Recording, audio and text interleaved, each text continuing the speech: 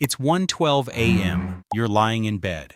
You suddenly decide, yeah, I would like my brain to become soup for a few hours. So you grab your phone and message a man called something like, within seconds, he sends you a menu the size of a restaurant. Modern humans basically have Netflix for consciousness alteration. You can now order substances to your house faster than ancient humans could invent shoes. But this raises an important question. What happened for the other 300,000 years of human existence? Because humans have always wanted to get weird, even before civilization, before farming, before cities. At some point, a caveman absolutely ate a suspicious mushroom, stared at his own hand for 6 hours, and accidentally became the tribe's first philosopher.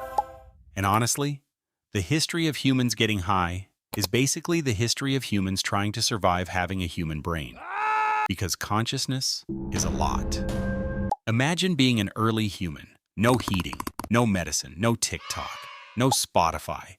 Just weather wolves, parasites, starvation, and one guy called Grug trying to eat glowing berries again.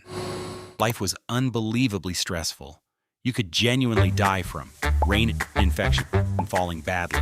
Another tribe drinking the wrong water, literally touching the wrong frog. So if somebody discovered a plant that made existence feel even slightly less terrifying, that information probably spread very quickly. And humans are naturally curious, suspiciously curious. One of the earliest ways humans likely discovered intoxication was fermented fruit.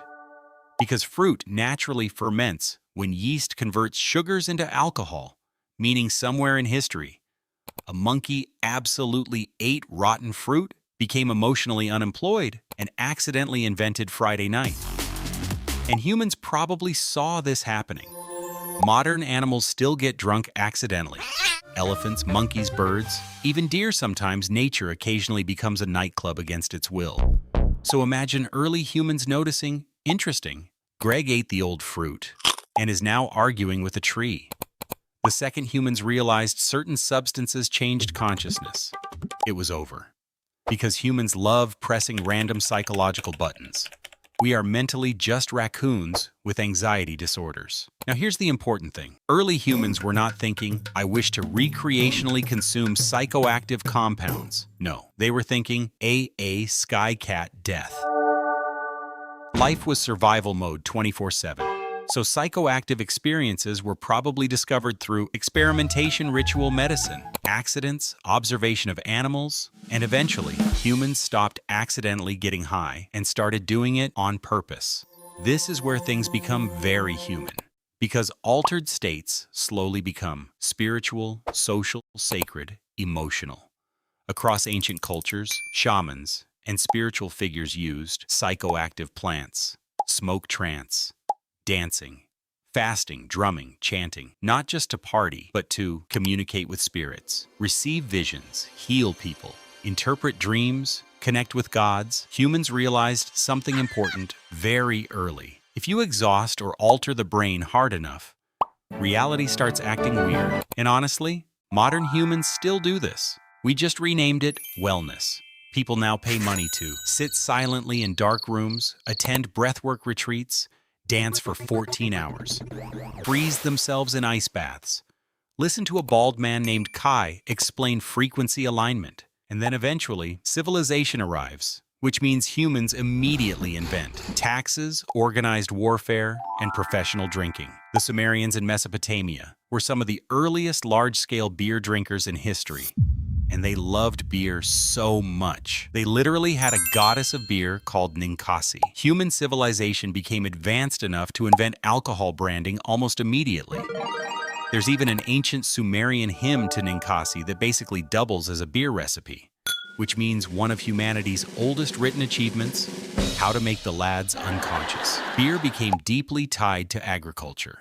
Because once humans started farming grain, they realized fermented grain liquid made the brain feel funny. And importantly, water in ancient cities was often unsafe, meaning beer was sometimes genuinely safer to drink. Imagine civilization beginning because humans discovered dirty water bad, bread water amazing. Workers in Mesopotamia were often paid partly in beer rations. Imagine helping build one of the first cities in human history, while slightly buzzed on ancient oat soup alcohol. Honestly, that explains the pyramids more than aliens do. And speaking of pyramids, the Egyptians also loved beer. Ancient Egypt is always portrayed as mysterious, majestic, advanced. Meanwhile, somewhere near the Nile, a man called Bibankhotep was absolutely lying face down after 11 cups of fermented bread juice. Beer in Egypt was daily common, nutritional, ritualistic. Even workers building massive monuments received beer rations. Some estimates suggest pyramid workers drank liters per day, which means one of the greatest architectural achievements in human history may have partially been fueled by carbohydrates and being slightly toasted. The Egyptians also used wine heavily in religions. And then there's blue lotus, an ancient Egyptian plant associated with relaxation and mild psychoactive effects, which means even 3,000 years ago, humans were still basically saying, can we make the brain do something else for a bit? And honestly, fair enough. And then we reach ancient Greece, which is where humans began intellectualizing getting drunk. The Greeks held symposiums, which were basically philosophy parties with wine. Imagine getting absolutely obliterated while debating what is the meaning of virtue. One guy discussing morality, another guy throwing up into an olive bush. Civilization. The Greeks also worshipped Dionysus, god of wine, ecstasy, chaos, madness, which is such a human invention. We literally created a deity specifically for things getting emotionally out of hand, and these festivals could become intense. Music, dancing, drinking, group emotion. Humans discovered something powerful. Altered states don't just change individuals, they change groups. People become more open, more emotional, more connected, less socially afraid. And humans are deeply social creatures. Sometimes humans do not want to escape reality. Sometimes they just want reality to feel less emotionally sharp. That is a huge difference. And then the Romans arrived, and naturally turned everything into a larger, louder version. Romans loved wine at a level that honestly feels medically ambitious. Wine was social, political, cultural, symbolic. Everybody drank it. The rich, the poor, soldiers, politicians. At this point, humans are no longer discovering intoxication. They are engineering it, optimizing it, scaling it. Humanity had officially become a species trying to manually adjust consciousness settings. And then there were the Scythians, which is where history becomes incredible. The ancient Greek historian Herodotus described Scythians throwing cannabis onto hot stones inside enclosed tents, and then inhaling the smoke while shouting with joy, which means ancient humans literally invented hotboxing thousands of years ago. Imagine being an archaeologist discovering evidence that ancient nomads were basically running prehistoric smoke sessions in portable weed saunas. Humanity is unbelievable. And this pattern appears everywhere. Ancient China used cannabis medicinally. Opium use appears across ancient societies. Indigenous cultures across the Americas used psychoactive plants in rituals. Humans separated by oceans still kept reaching similar conclusions. That is fascinating, because it suggests something deeper. The desire to alter consciousness may actually be built into being human, not necessarily addiction, not necessarily self-destruction, but curiosity, relief, temporary escape.